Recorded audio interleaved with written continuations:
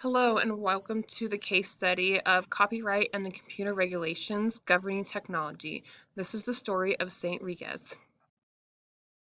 So the summary of the case study: St. Regis is a K-8 school.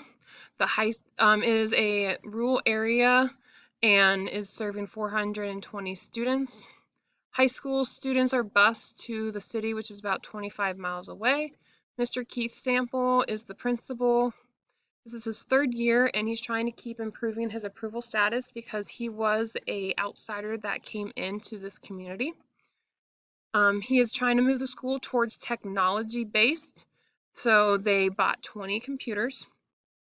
Mrs. Lynn is the library and media specialist.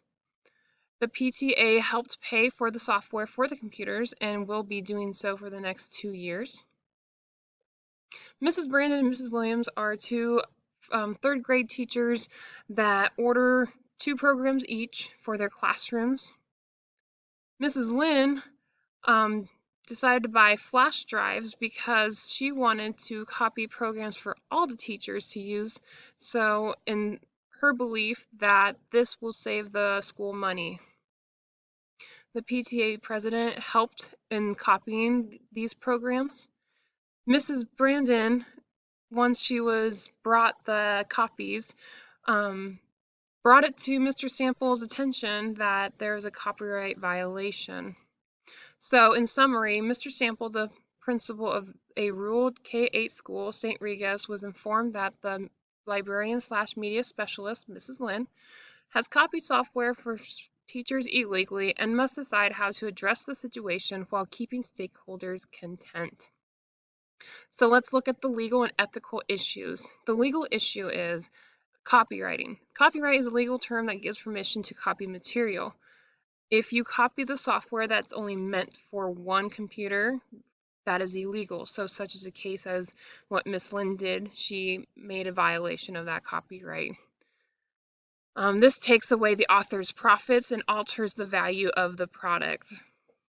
The ethical issue: Mrs. Lynn states, no one will know or care about a few copies for classrooms at St. Regis.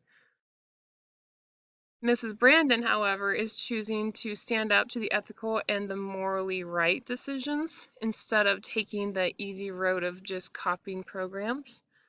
Mr. Sample now has to make the decision to either address the violation or ignore it.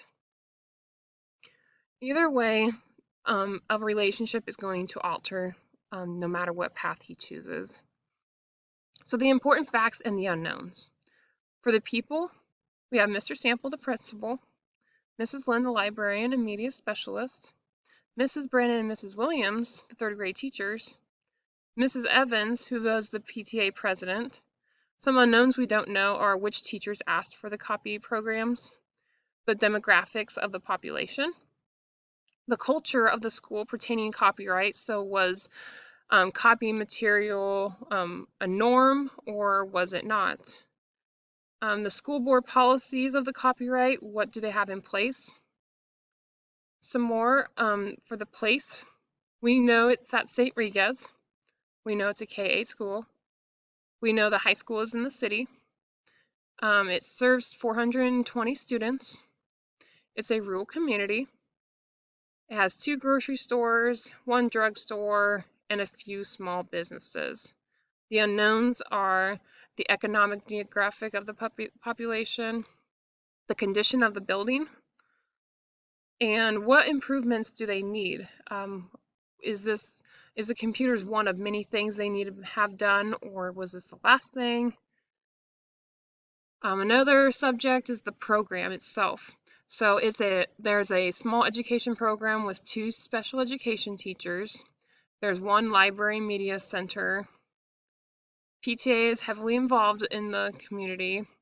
New computers and programs were just purchased. The unknowns are what other programs are at the school.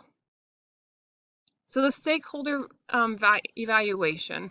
So the community-wise, as a stakeholder, Mr. Sample is an outsider when he first came in. He has worked very hard to form these positive relationships. He's worked with the teachers. One saying that teachers are going to be upset either way. Either they're going to be upset because he has taken away the programs from them that are potentially quote unquote free. And you're also going to get some teachers that are upset, such as Mrs. Brandon, if he chooses to ignore this violation. Mrs. Brandon reporting to the principal could alter her relationships with the others. This means like the trust, and she's a new teacher to the school also, so I don't know how well some of the teachers are going to handle that if they find out she was the whistleblower.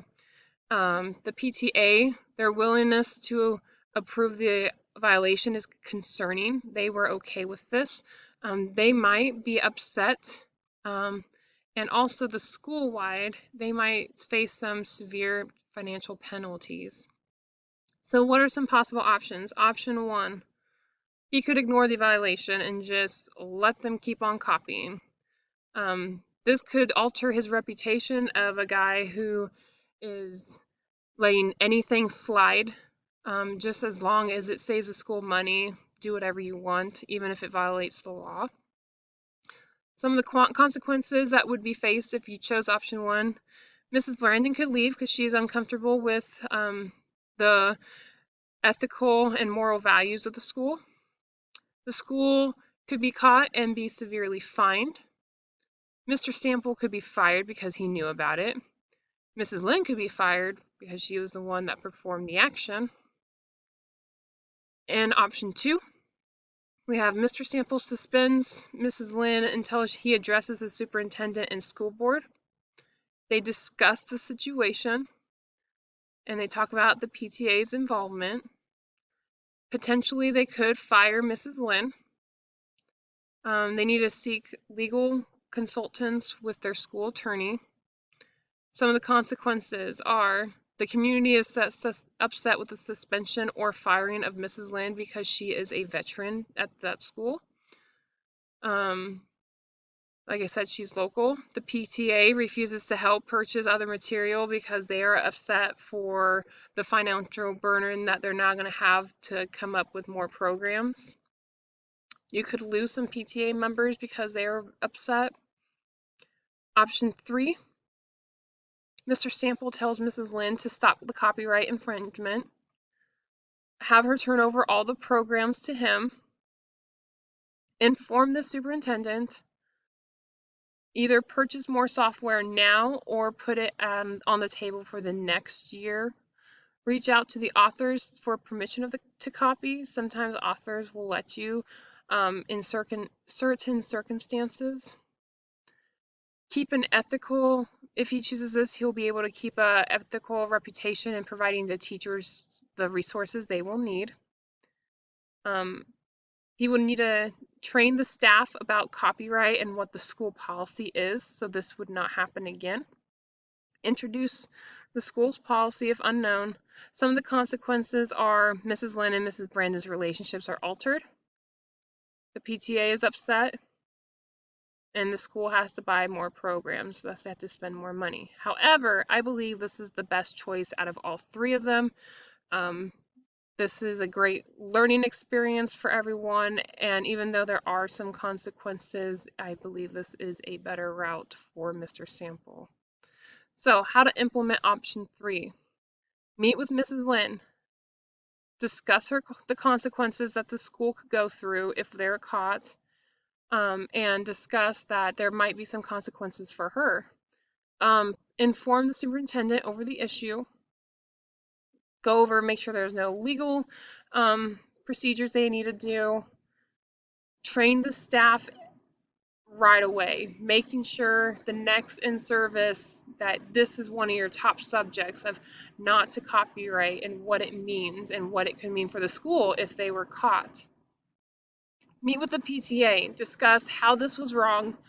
Maybe they're not aware of the copyright policy, and just talk to them about possibly getting more funding or more fundraisers for their other programs they're wanting.